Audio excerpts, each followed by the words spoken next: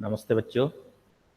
आज हम 9वीं कक्षा के पाठ 2 दुख का अधिकार का वाचन कौशल करेंगे। आइए देखते हैं दुख का अधिकार। मनुष्यों की पोशाकें उन्हें विभिन्न श्रेणियों में बांट देती है। प्रायः पोशाक ही समाज में मनुष्य का अधिकार और उसका दर्जा निश्चित करती है। वह हमारे लिए अनेक बंद दरवाजे खोल देती है, परंतु कभी ऐसी भी परिस्थिति आ जाती है कि हम जरा नीचे झुककर समाज की निचली श्रेणियों की अनुभूति को समझना चाहते हैं। उस समय यह पोशाक ही बंधन और अड़चन बन जाती है। जैसे वायु की लहरें कटी हुई पतंग को सहसा भूमि पर नहीं गिर जाने देती, उसी तरह खास परिस्थितियों में हमारी पोशाक हमें झुक सकने से रोके रहती है। बाजार में फुटपाथ पर कुछ खरबूजे डलिया में और कुछ जमीन पर बिक्री के लिए रखे जान पड़ते थे। खरबूजों के समीप एक अधेड़ उम्र की औरत बैठी रो रही थी। खरबूजे बिक्री के लिए थे, परंतु उन्हें खरीदने के लिए कोई कैसे आगे बढ़ता। खरबूजों को बेचने वाली तो कपड़े से मुंह छिपाए सिर को घुटने पर रखे फपक फपक कर रो रही थी। पड़ोस की दुकानों के तख्तों पर बैठे या बाजार में खड़े लोग घृणा से उसी स्त्री के संबंध में बात कर रहे थे। उस स्त्री का रोना देखकर मन में एक व्यथा सी उठी, पर उसके रोने का कारण जानने का उपाय क्या था। फुटपाथ पर उसके समीप बैठ सकने में मेरी पोशाक ही व्यवधान बन खड़ी हो गई। एक आदमी ने घृणा से एक तरफ थूकते हुए कहा, क्या जमाना है, जवान लड़के को मरे पूरा दिन नहीं बीता और यह बेहया दुकान लगा के बैठी है। दूसरे साहब अपने दाढ़ी खुजाते हुए कह रहे थे, अरे जैसी नीयत होती है अल्लाह भी वैसे ही बरकत देता है। सामने के फुटपाथ पर खड़े एक आदमी ने दिया सलाई की तीली से कान खुजाते हुए कहा, अरे इन लोगों का क्या है, ये कमीने लोग रोटी के टुकड़े पर जान देते हैं। इनके लिए बेटा बेटी, खसम लुगाई, धर्म ईमान सब रोटी का टुकड़ा है। परचून की दुकान पर बैठे लाला जी ने कहा, अरे भाई उनके लिए मरे जिए का कोई मतलब न हो, पर दूसरे के धर्म ईमान का तो ख्याल करना चाहिए। जवान बेटे के मरने पर 13 दिन का सूतक होता है और वह यहाँ सड़क पर बाजार में आकर खरबूजे बेचने बैठ गई है। 1000 आदमी आते जाते हैं, कोई क्या जानता है कि इसके घर में सूतक है। कोई इसके खरबूजे खा ले तो उसका ईमान धर्म कैसा होगा, क्या अंधेर है।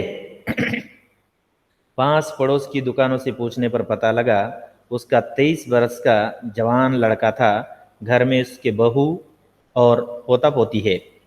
लड़का शहर के पास 1.5 बीघा पर जमीन में कचहरी करके परिवार का निर्वाह करता था। खरबूजों की डलिया बाजार में पहुंचाकर कभी लड़का स्वयं सौदे के पास बैठ जाता, कभी माँ बैठ जाती। लड़का परसों सुबह अंधेरे बेलों में से पके खरबूजे चुन रहा था। गीली मेड़ की तरावट में विश्राम करते हुए एक सांप पर लड़के का पैर पड़ गया। सांप ने लड़के को डस लिया। लड़के की बुढ़िया माँ बावली होकर ओझा को बुला लाई। झाड़ना फूकना हुआ, नागदेव की पूजा हुई। पूजा के लिए दान दक्षिणा चाहिए। घर में जो कुछ आटा और अनाज था दान दक्षिणा में उठ गया। माँ, बहू और बच्चे भगवाना से लिपट लिपट कर रोए, पर भगवाना जो एक दफे चुप हुआ तो फिर न बोला। सर्प के विष से उसका सब बदन काला पड़ गया था। जिंदा आदमी नंगा भी रह सकता है, परंतु मुर्दे को नंगा कैसे विदा किया जाए। उसके लिए तो बजाज की दुकान से नया कपड़ा लाना ही होगा, चाहे उसके लिए माँ के हाथों की छन्नी ककना ही क्यों न बिक जाए। भगवाना परलोक चला गया। घर में जो कुछ चुनी भूसी थी सो उसे विदा करने में चली गई। बाप नहीं रहा तो क्या, लड़के सुबह उठते ही भूख से बिलबिलाने लगे। दादी ने उन्हें खाने के लिए खरबूजे दे दिए, लेकिन बहू को क्या देती। बहू का बदन बुखार से तवे की तरह तप रहा था। अब बेटे के बिना बुढ़िया को दुअन्नी चवन्नी भी कौन उधार देता। बुढ़िया रोते रोते आंखें पोंछते भगवान आके बटोरे हुए खरबूजे डलिया में समेटकर बाजार की ओर चली। और चारा भी क्या था।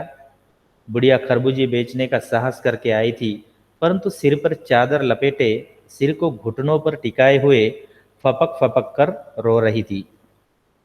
कल जिसका बेटा चल बसा, आज वह बाजार में सौदा बेचना चली है। हाय रे पत्थर दिल। उस पुत्र वियोगिनी के दुख का अंदाजा लगाने के लिए पिछले साल अपने पड़ोस में पुत्र की मृत्यु से दुखी माता की बात सोचने लगा। वह संभ्रांत महिला पुत्र की मृत्यु के बाद 2.5 मास तक पलंग से उठ न सकी थी। उन्हें 15-15 मिनट बाद पुत्र वियोग में मूर्छा आ जाती थी, और मूर्छा न आने की अवस्था में आंखों से आंसू न रुक सकते थे। दो दो डॉक्टर हरदम सिराने